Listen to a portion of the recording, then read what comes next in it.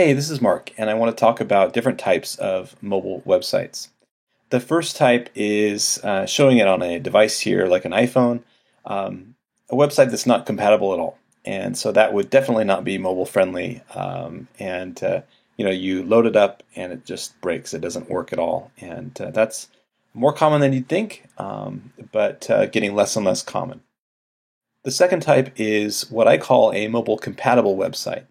So it loads up like this page on the Washington Post where you can see the articles and some photography there. But in order to actually read it, you would have to zoom in and use your fingers, to touch your screen and kind of zoom, and use your finger to move around on the screen after you zoom in.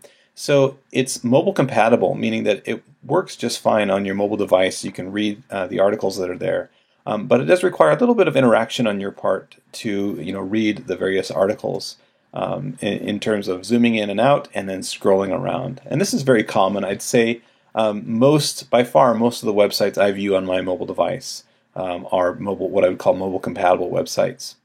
The next type is called mobile optimized websites or responsive design websites.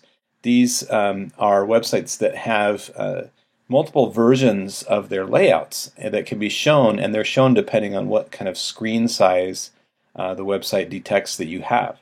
So if you have a big desktop screen, it might show you the big layout with lots of columns in it.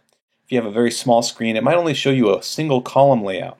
And that way you don't have to zoom in or out, and you don't have to scroll around, you just scroll up and down to read. So it does kind of remove some of that interaction that you have to do to kind of make the website friendly to read and whatnot. But it does require more work up front to design it this way with the multiple layouts so that it works across a range of devices. But this is the most common, most popular way to do mobile websites right now. And people tend to like it. I've designed several, actually more than several, quite a few websites this way. Clients tend to prefer it because the people arrive at the website and it looks like it kind of fits their device once they've arrived.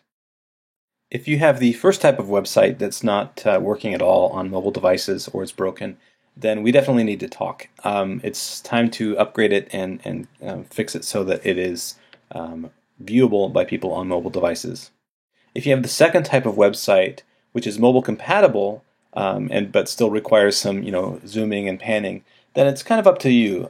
For example, a lot of websites that I visit on a daily basis are very useful only because of the information on the website. For example, a restaurant menu or something like that. So I'm more than happy to take half a second and zoom in on their menu when I need to read it. That doesn't really matter to me very much. So, for example, you might have a higher priority for your budget for your website, which would be, doing some search engine optimization, getting more traffic to the website, things like that. So it's kind of up to you, depending on how many people browse the website on mobile devices, how you feel about browsing the website on a mobile device, whether that's going to be a priority. Now, if you have a responsive web design site, the third kind, you're already in a pretty good situation with mobile devices.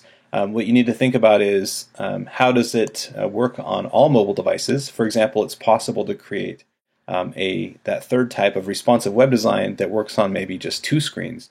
Is it worth adding a separate screen? So, for example, if your website works really well on a desktop computer and on an iPhone, does it also work well on an iPad? And if not, is it worth it to you to add an iPad view to that? Is it time to start looking at spending more of your budget attention on things like online marketing and search engine optimization, or making sure that people are able to find your site on social media, things like that. So there's a lot to think about with a web budget, and mobile displays are increasingly important as we kind of go into this zone where everybody's got some sort of a mobile device. So I hope that helps you understand mobile websites and the type of technology that's available. If you have any questions, please get in touch. Thanks.